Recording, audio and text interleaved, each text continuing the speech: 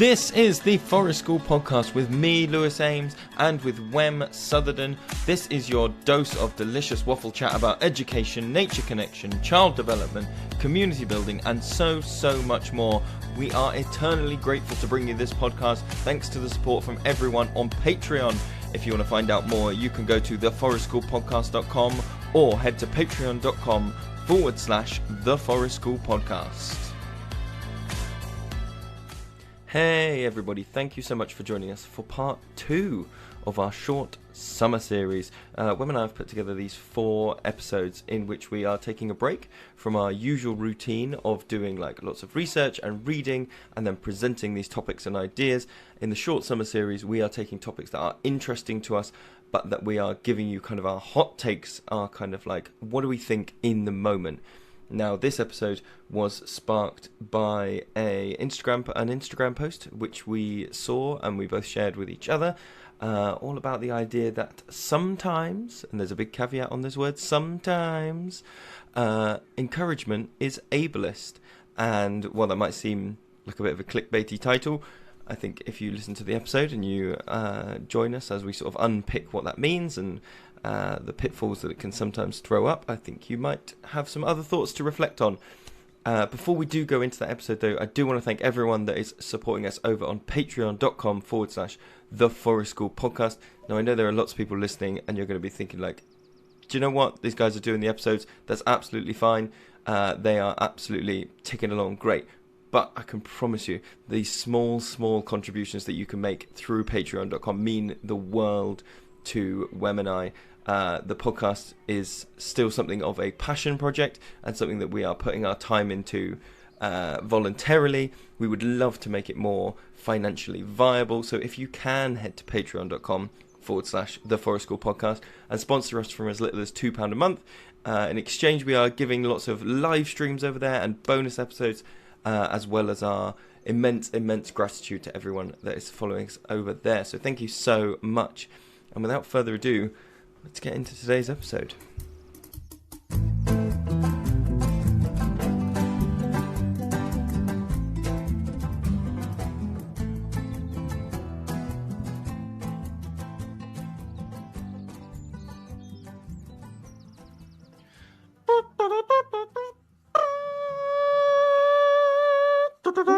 What was that fanfare about?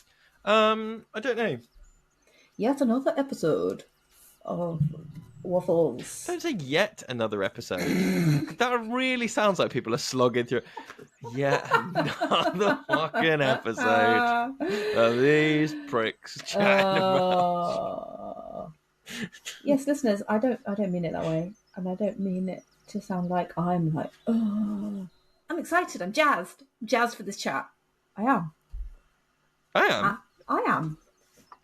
We're chatting about. Sorry, I'm going to dive right into it. Is that all right? Oh, do it. Okay. You sent me a post on the socials by. I'm going to credit them.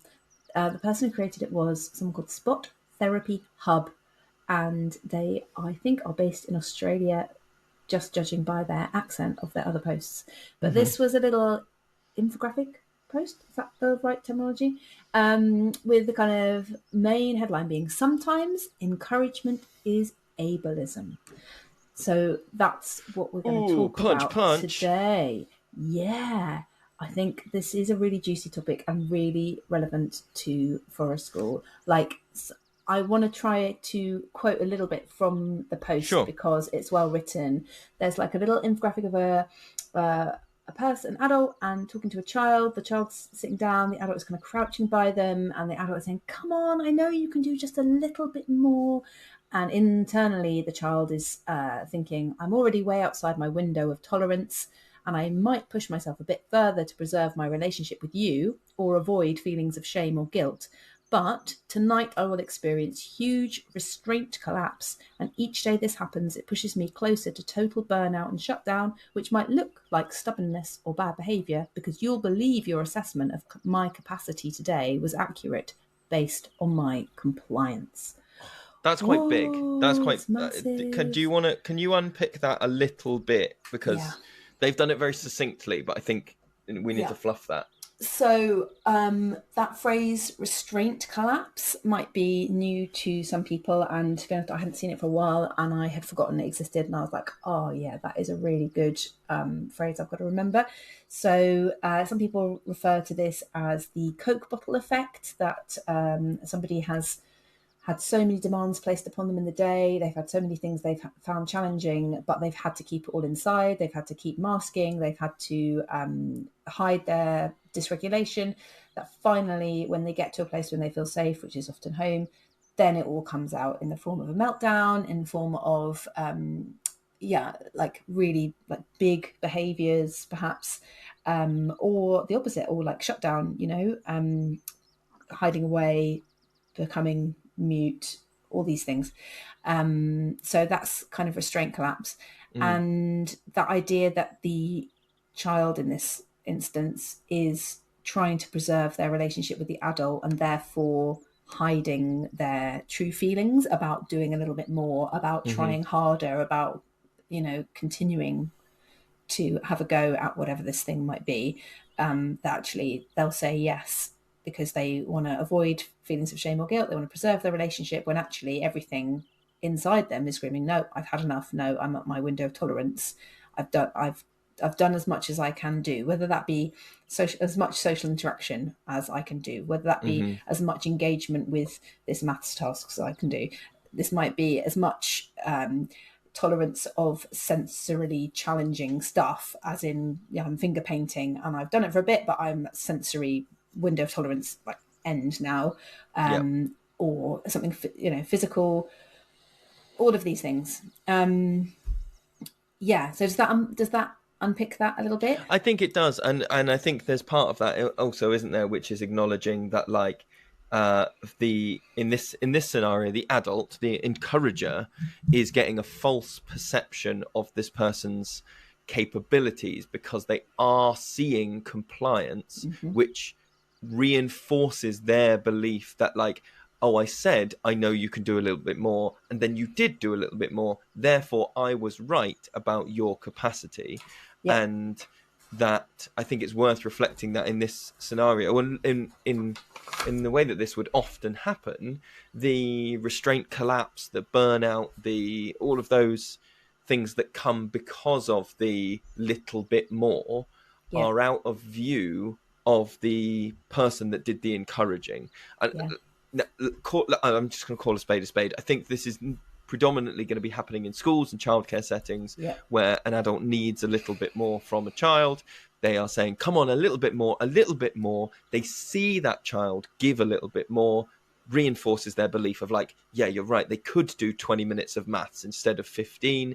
What they don't see is the absolute blow up that extra 5 minutes of maths results in an hour or more of dysregulation in the evening. So then when they come back in the next day, this adult that might be working in the childcare setting or in the school has developed this false assessment of capability because of the interactions that they see. And that's not to say that they are, like, at fault, because that the information they're getting is like, I said they could do a bit more and they did.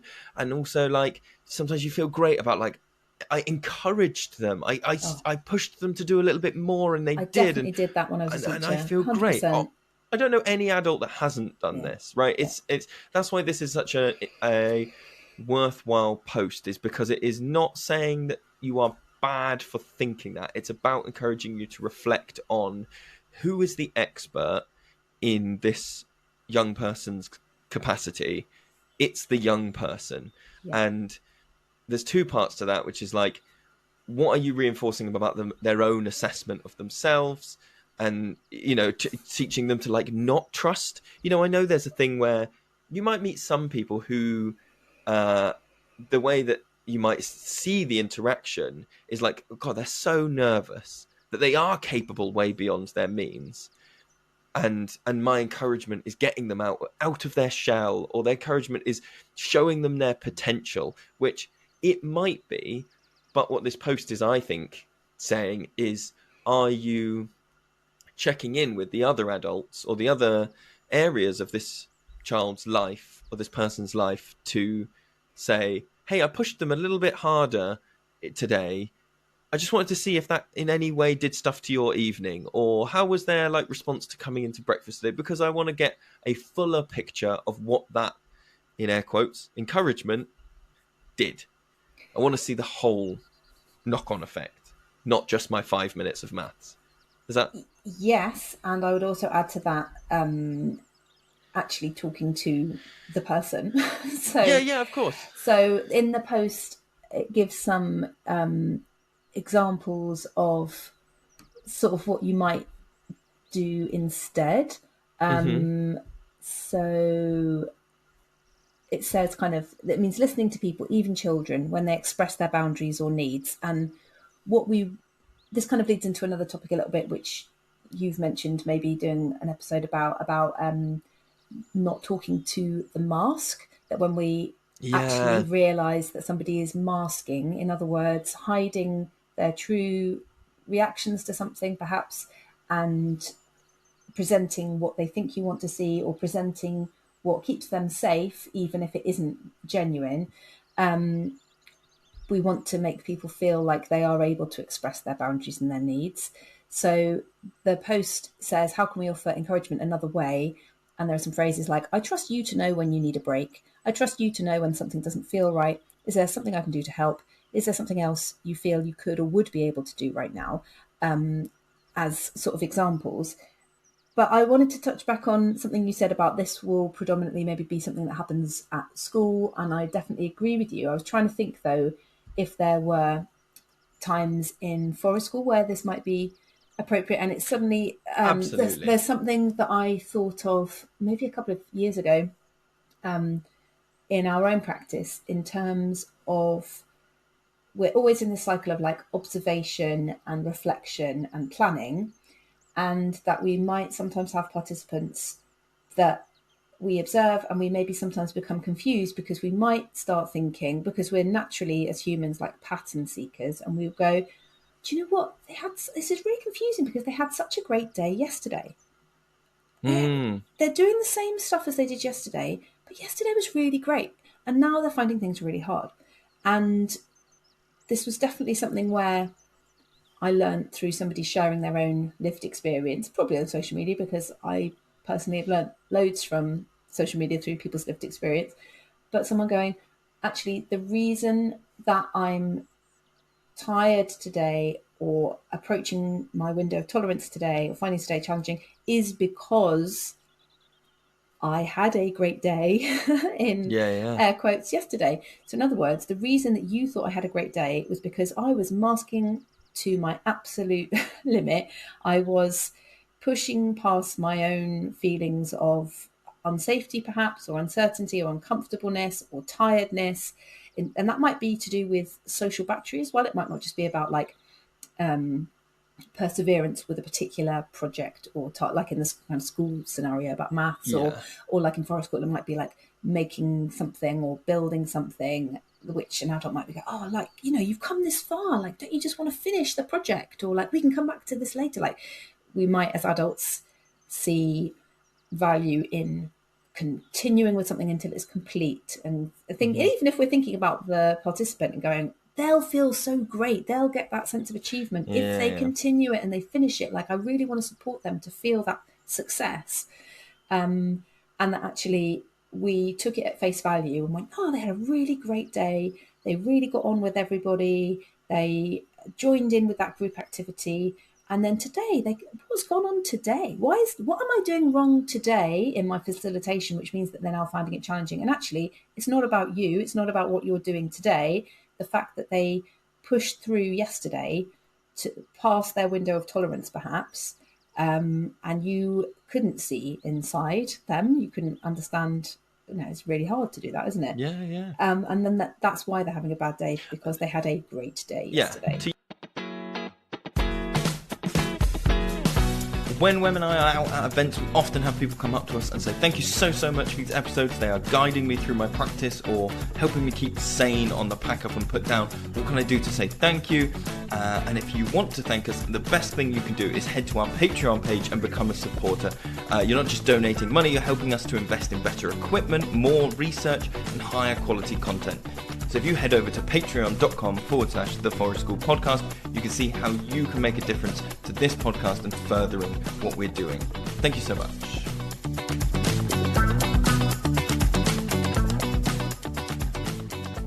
To use a physical metaphor, it would be like, and probably we all could deal with, if you were running on a treadmill and you had a personal trainer next to you, you could deal with the personal trainer knocking it up a few, the speed up a little bit, and you could probably run faster than you were. But the following day, if that PT went, well, you ran at level 8 yesterday, so run at level 8 today, you would be going in and going, I'm fucked.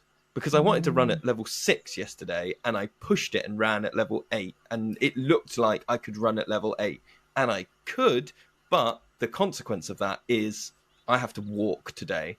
That's the metaphor that I would use, because I think that's a really good metaphor for sure, because sometimes, like for anyone who does do like physical activity, that some days you feel like you don't want to do it. We've all had like those days where you're like, I don't want to, I'm not up for it. And trying to discriminate the difference between, that's just my head getting in the way. It thinks that I can't be bothered. So actually it would be good for me to go out and do the physical activity. Sure. Versus actually I need to listen to my body right now. I am not able to do that, and I'm going to really burn out, hurt myself, have a bad relationship with this physical activity if I do it again as hard, and trying to discern the difference. And I think that's why some people have, I was looking at the comments in response to this post, and inevitably there were people going, oh my God, basically going, this woke society, how come everything's bad these days? Encouragement isn't ableism, it's just encouragement. Like, how, oh my God, can we not encourage kids anymore? Jesus. And I can't remember what I was going to say now. And also people reflecting that it was like, yes, this is a valid way to listen to your body and, do all those things. Yeah. Do you think there's something, because I was thinking about it in terms of like a diet, in terms, we talk about like communication sometimes, and like what bits of communication are you getting? And I can remember one of the things that I found the hardest as a teacher in state education was the idea of like, you have to have high standards for your class. Like, you, the adult, have to deliver high standards. And then what you get is people who are human, who, like, it doesn't matter if my standard is that they do X. They're people and they either can or can't do X. No amount of me being like, well, I expect it, is going to change the human being that I'm looking at.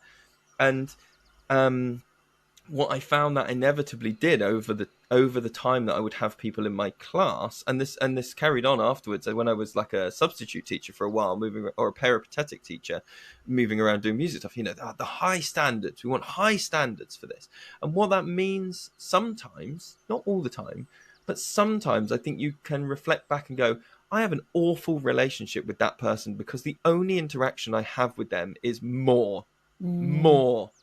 Do more now.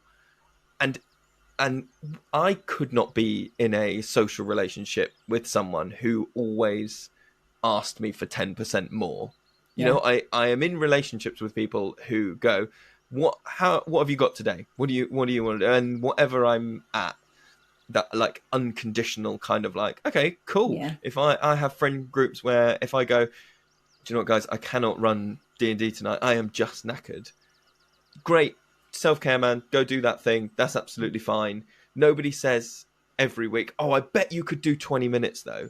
I bet you could do half an hour, because I think also there's an undertone there of like hierarchy in adult to child relationships, which is like, if I say more, you'll do more, that you possibly don't have in adult to adult relationships. My friend said to do 20 minutes. I would put two fingers up and be like, fuck off, mate, I'm tired. Adult to child, you might have that undertone of, like, as it says in the post, of like, you'll disappoint me, you'll damage the relationship, blah, blah, blah. But I think it is worth reflecting on, like, it, that what I'm waffling around is basically like, if you are always encouraging, are you subconsciously always saying what you've got is not good enough today? And how you navigate that. Or that internal voice saying that you don't want to do the thing or you've had enough. Don't trust that voice. It's not correct. I am correct. I know more than you. I know more than your internal voice, which is, and a lot of people have shared their own experiences of growing up that way and then suffering the consequences in adult life in terms of mental health, in terms of your self-view, and not trusting the kind of messages that your self is giving you about those things. There were some comments about like, actually encouraging is encouraging. Like, we should be able to encourage people, and that's part of our role, and don't tell us that's wrong. And the post writer kind of responded to some of these comments in another post and said, we often use this language in neurodiversity affirming practice, for example, about presuming competence, that we don't have this deficit view, we presume competence always, and that might be seen as also encouragement. It might be seen as like, oh, you can do this thing, cool, I'm not going to view you as unable, I'm not going to view you as having a deficit. But actually she's kind of teasing apart the differences, and by saying we can presume competence and we can have an encouraging attitude in terms of offering opportunities for people. That's different to going, carry on, I know you can do a little bit more, come on now. It's about offering a range of opportunities and not going, oh, I won't offer that because they probably won't be able to do it. I'm not going to offer that because they're not able to. I'm not going to allow them to do that because it's outside of their abilities or their threshold of tolerance. So it's about offering but not pressuring. I guess that's the difference. And in that way, we can still view ourselves as really positive facilitators of development, as forest school leaders, for example, and go and try to find the nuance in that and try to really get to know our participants so that we can understand, when am I offering an opportunity and when am I overstepping that into pressure through the veil of encouragement. Like, she talked about caregiver attunement, and I really like that as a phrase. Go on, tell me more about that. So it's the key to everything. That's all I can say about it. Oh, great. Well, you are in for a treat, listeners. We have found the key to everything. Oh, my geez. So it's really hard, but it is that ultimate, like, it depends thing about if you're attuned to the participants you're working with, then you can try to find the balance between genuine giving of opportunities and presuming of competence and helping development and all of those things, and the opposite, which is pressuring people, putting on another demand on somebody, encouraging them to mask, hiding their true feelings, a hierarchical relationship with you as an adult, and they have to please you and they have to do what they want, they think you want, all that stuff. Which is something that comes with a long-term relationship, which is where I think forest school is one of those things that's like different to a lot of other settings, where it's like, not only is it long-term, but it's long-term based around needs. Now, if you spend a long time with someone thinking about their needs, you are developing a caregiver attunement. Would that be right? Yes, I would say yes, and the holistic nature of it. The fact that it is about the whole person. So you're doing you're doing physical stuff, you are doing creative stuff, you are doing social stuff, you're doing communication, you're doing, like, it's so holistic and so about being human that then you're really getting to know that person on all of those levels, not just I'm here to facilitate your academic progress, and therefore I'm getting to know you in that, and I'm getting to know how you respond to different approaches. If you or someone you know is thinking about training as a forest school leader, you should consider doing your training with Wem and myself down in Devon at Children of the Forest. We only run one training course a year. We want to make sure that we are giving our students the utmost attention and all of the support that we can. If you are interested in training, we do a 10-day course. We do some of the days in the autumn, then we have a break, and then we do some more days in the spring. You can find out more about our training course at childrenoftheforest.com or by visiting the links in the show notes. When I'm trying to get you to do academic work or learning, it's not just about that. It's about all of those things I've just mentioned. Like, I think we've talked ages ago about playing games at Forest School that are like competitive, and games where people might get caught, and listeners listeners who've listened to podcasts for a long time will know that we try and avoid that. But even games where it's like, oh, well, if you get tagged, you're not out, your role changes to this. And some people are still finding that really, really challenging. And we were kind of reflecting and going, okay, does this mean we stop playing these games because it isn't fair on those people who can't deal with it? Or does it mean actually we play these games more? We should play them more because that person obviously needs practice and experience at that kind of thing, and to learn that if they do that thing, it's not the end of the world and they'll be okay. And the more that they experience that, the more they'll grow. And then the answer was about, finding the nuance in that situation and going, when is it? Some days yes, some days no. Yeah, and for some people yes, and for some people no. When is it offering an opportunity to do it again and maybe be better at it that time? Be better sounds crap, you know what I mean?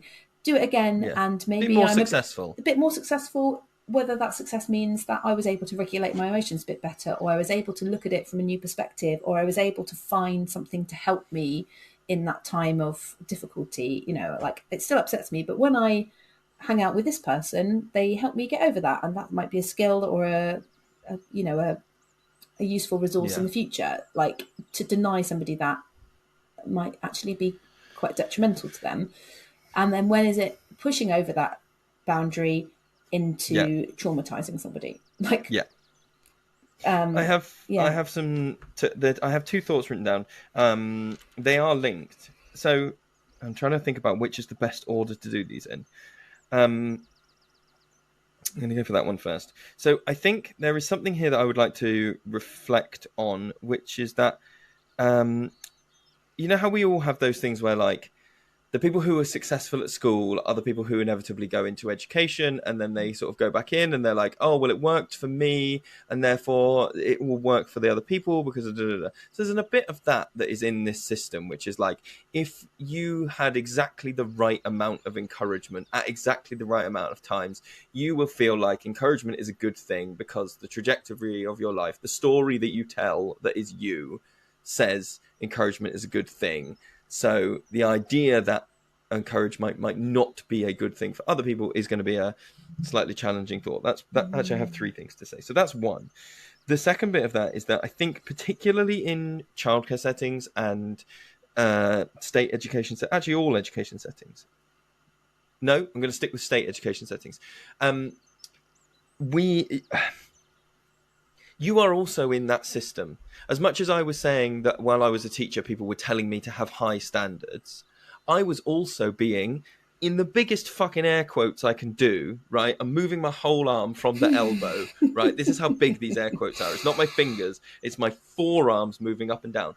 I was being encouraged by senior leadership teams to mark better, to put more into the planning, to do more into the stuff.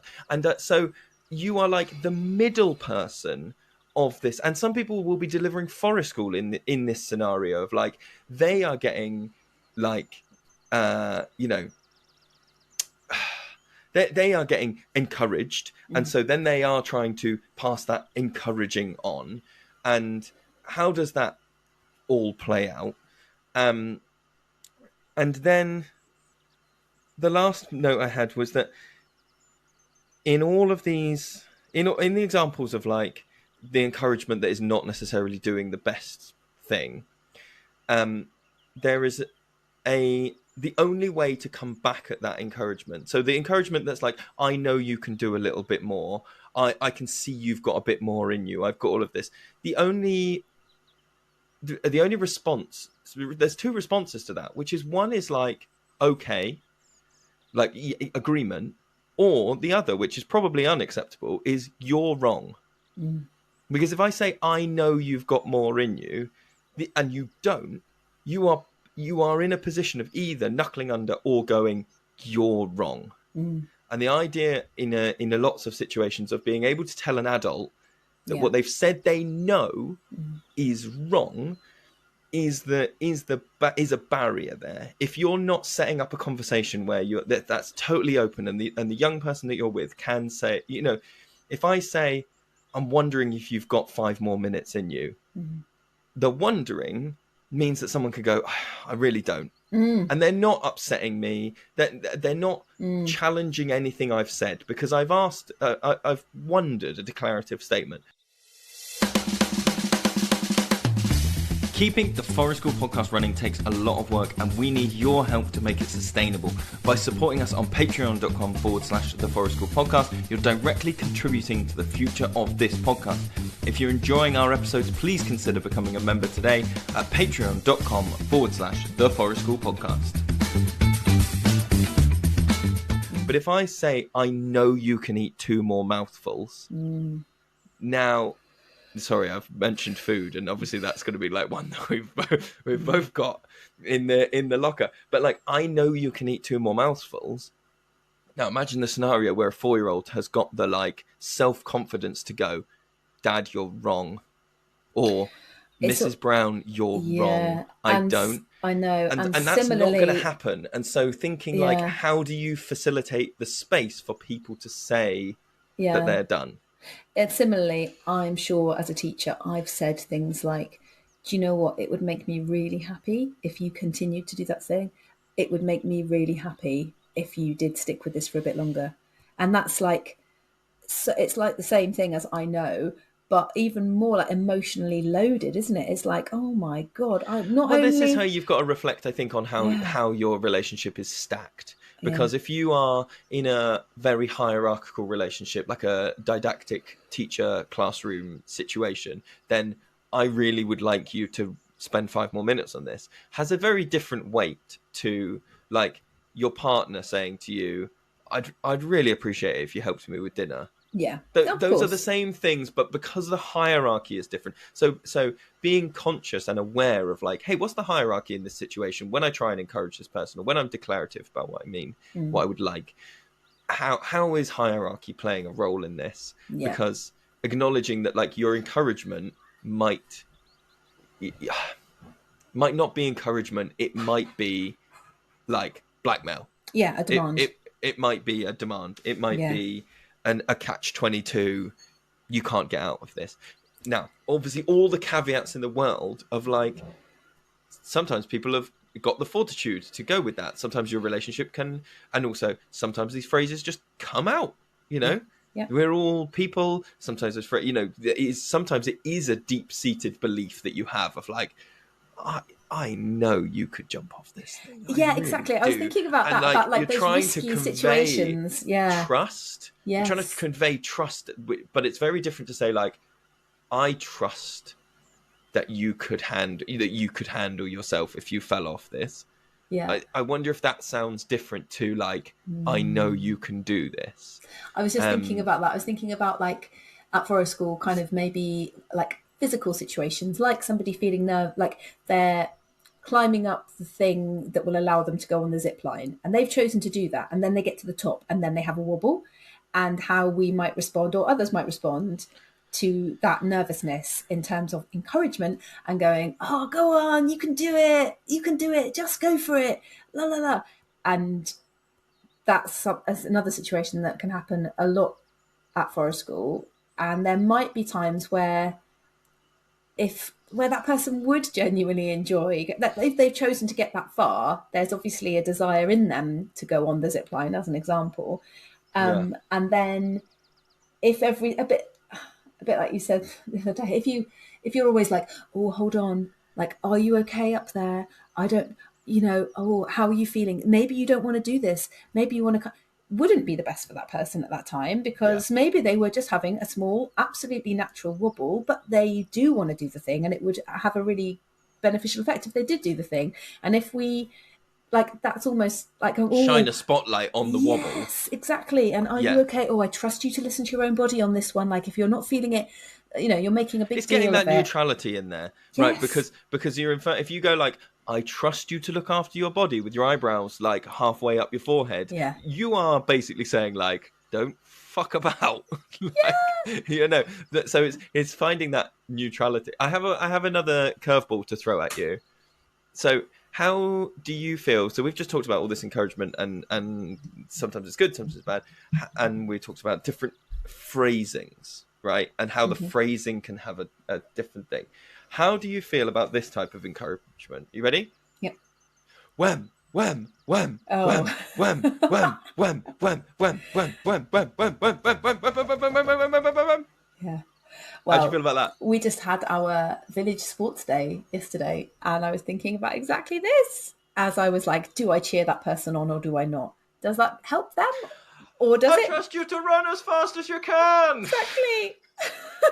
I believe you know how fast your legs will move. Yeah. Do you know what? I believe in you is a phrase that I use quite often at forest school.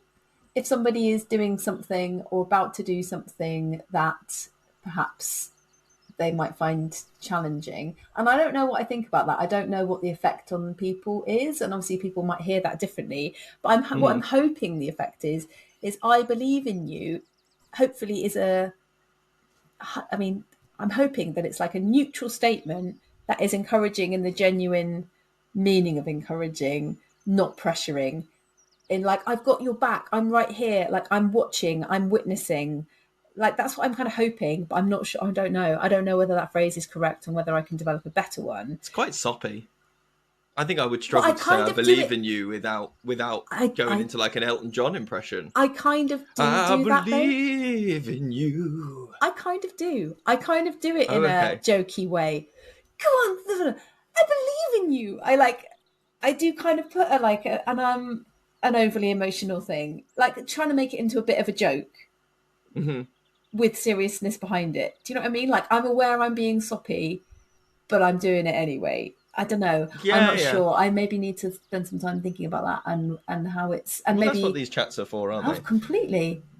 I believe in you.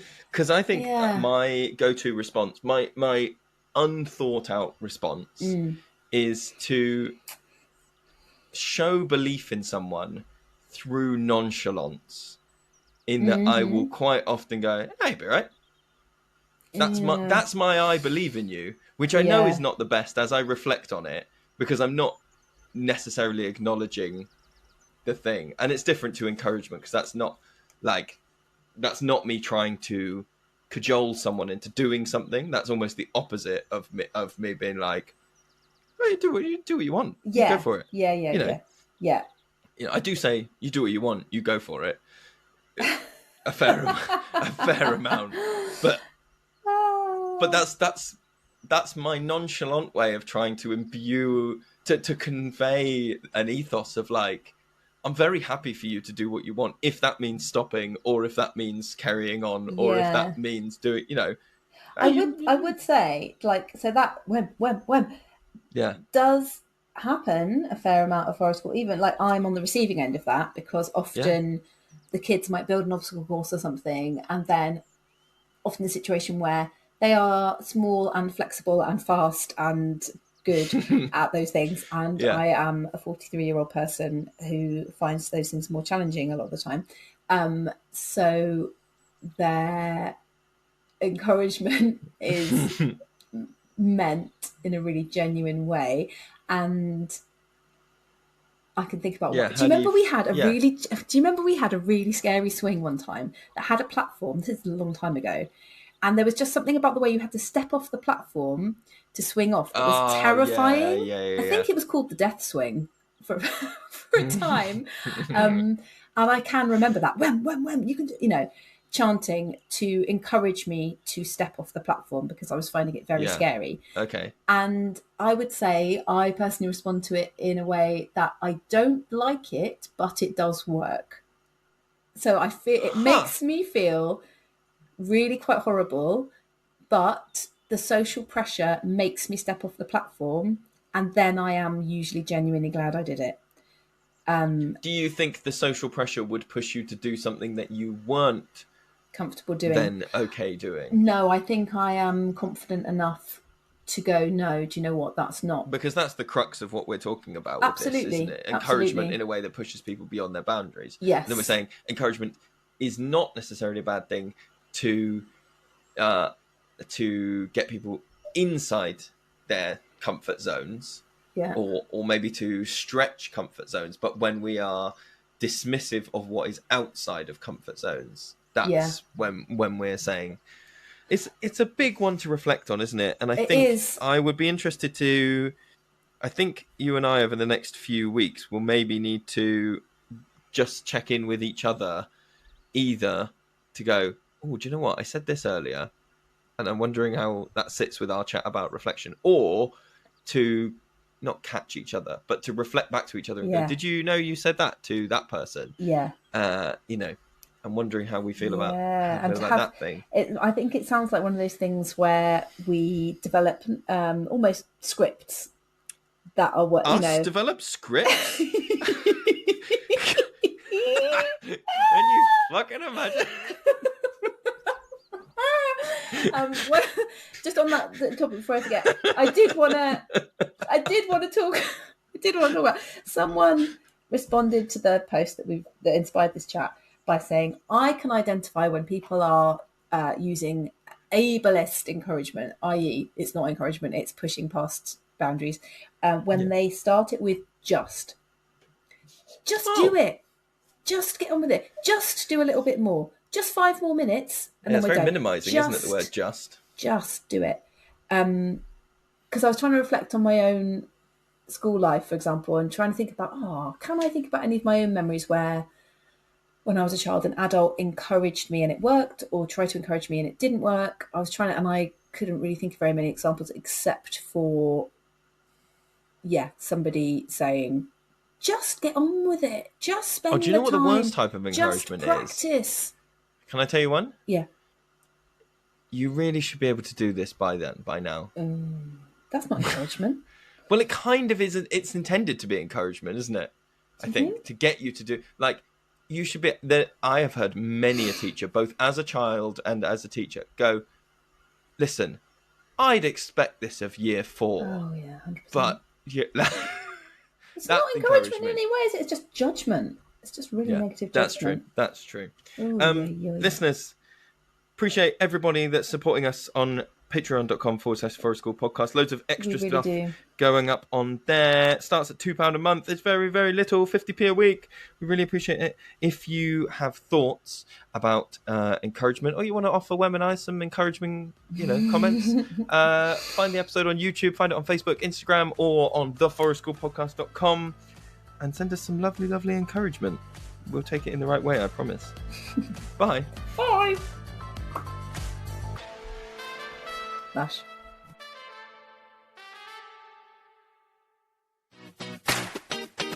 Hey, did you know you can become part of the Forest School Podcast community by joining us over on patreon.com/the Forest School Podcast?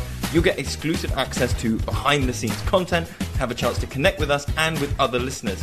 Head over to our Patreon at patreon.com/the Forest School Podcast to find out more about what we're offering over there.